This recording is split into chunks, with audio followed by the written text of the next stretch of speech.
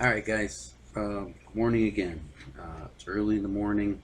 Um, not really early, about 8, but I've been up since 5. So, uh, just going to breeze through this briefly. Um, AC circuits for you second year guys. AC theory a little bit more. We're going to talk about a few things. We're going to talk about impedance. We're going to talk about um, capacitance and stuff like that. Um, so we want to know.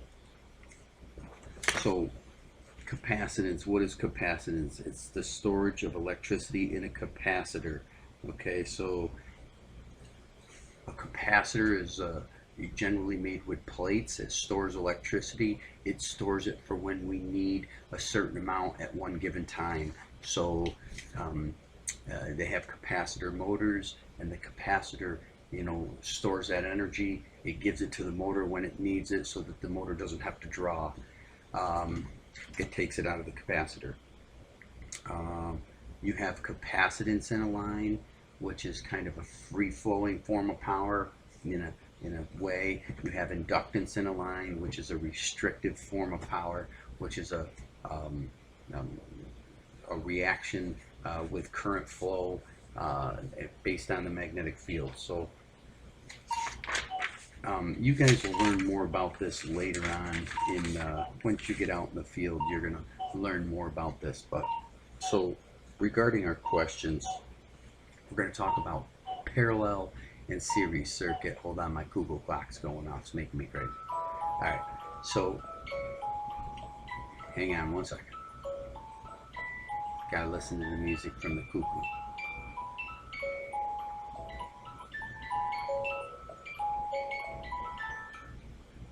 Okay, cool. All right, so um, resistance in parallel. We're taking two capacitors, and we want to take a capacitor that stores energy, and we put them in parallel, okay, side by side. The total capacitance is half. So if you take two, I'm sorry, the total, you add the capacitance in parallel.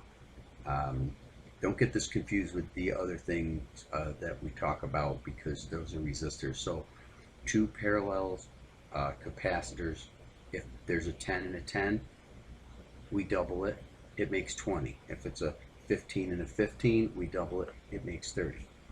In series, if we have two even capacitors in parallel, it's half of one. So in series, so if we have a capacitor in series, um, it will be capacitor A times capacitor B divided by capacitor A plus capacitor B. So if it's a 10 and a 10, 10 times 10 is 100, 10 plus 10 is 20, 20 divided into 100 would be 5. Or you could just say, okay, there's two 10s, the total capacitance in series is only 5 because it's half of one of the 10. Either way you want to do it. It's easy to do that way, but if you have like a 10 and a 5, it would be 10 times 5 is 50, 10 plus 5 is 15. The answer would be like 3.5 or whatever it is. You can figure that out with your calculator. All right. So the total opposition of current flow offered by capacitance. So let's talk about that for a second. Resistance is the opposition of current flow. Okay, that's resistance. We got current, pure resistance. Current is just flowing. There's nothing going on in a line. Current's flowing. We have resistance. Okay, there's resistance everywhere. Impedance is the same as resistance, only it's a resistance based on capacitance, some reactance from capacitance or inductance in a line. So if there's an inductive circuit to where it's creating an opposition, that would be impedance. If it's capacitive and it's creating a reactance with the capacitive circuit, then that's called impedance. Impedance and resistance are the same, only impedance is related to a capacitor, a capacitive circuit, or an inductive circuit, just so you're aware of the two. So the opposition of current flow offered by a capacitive circuit is known as what? Capacitant reactance. So the opposite of current flow is capacitive reactance, which is an impedance, which is going to create impedance.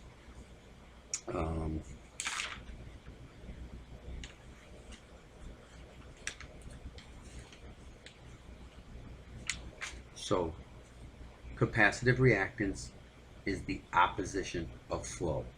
Capacitive is the power circuit, and then there's a reactance in there, and that would be the impedance. All right.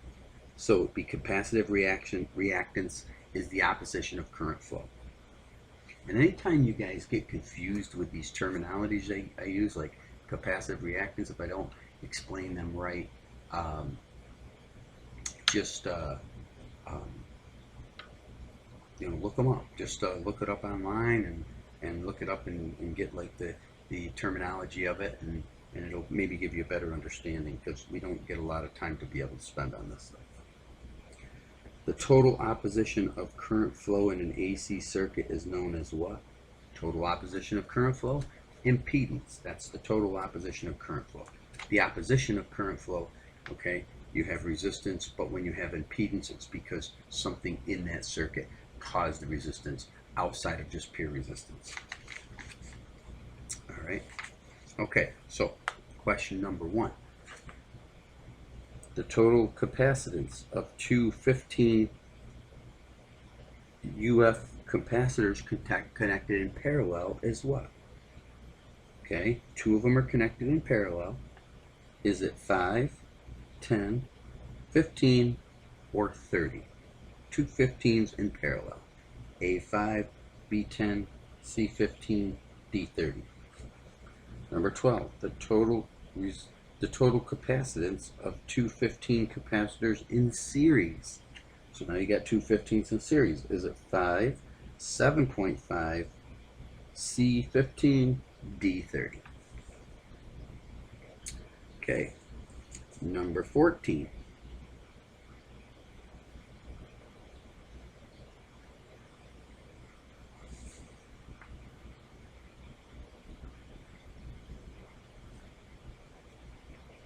Oh, I'm sorry, number 13. The total opposition of two 5 capacitors and one 10 capacitor in parallel. 2 5s and one 10 in parallel. Is the answer 5, 15, 20, or 25? So remember, those are all A, B, and C. I'm putting them in order. The opposition to current flow offered by capacitance in a circuit is known as what? What's the opposition of current flow?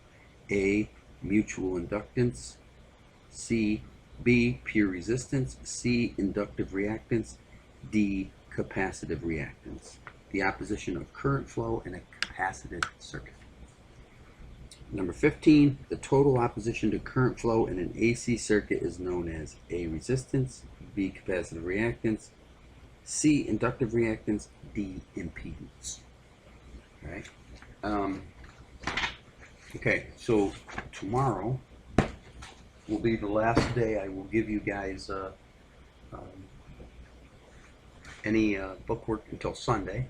Sunday, I'll have another one for Monday. And don't worry about it. When you get them in, you get them in. You just, as I see them come in, I jot them down. I keep track of the answers and keep track of who's turning what in for what chapter. In the end, you're going to have them.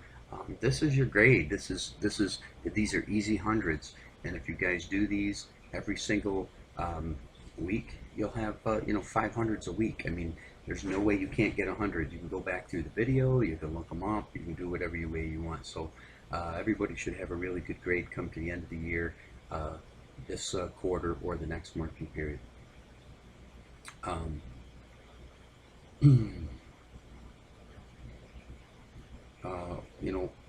We're in a difficult time here, guys. I don't sometimes like I told the last class, we take things for granted. We take life for granted.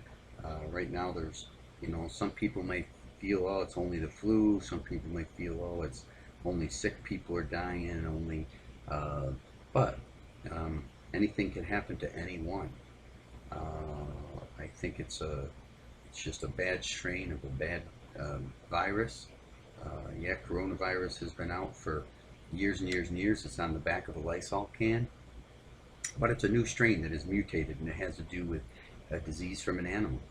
Um, and it's very difficult. It infects your lungs, and there's even though there hasn't been much to do with people dying, there's a 12-year-old kid in a coma, and there's a 20-year-old soccer coach that just died.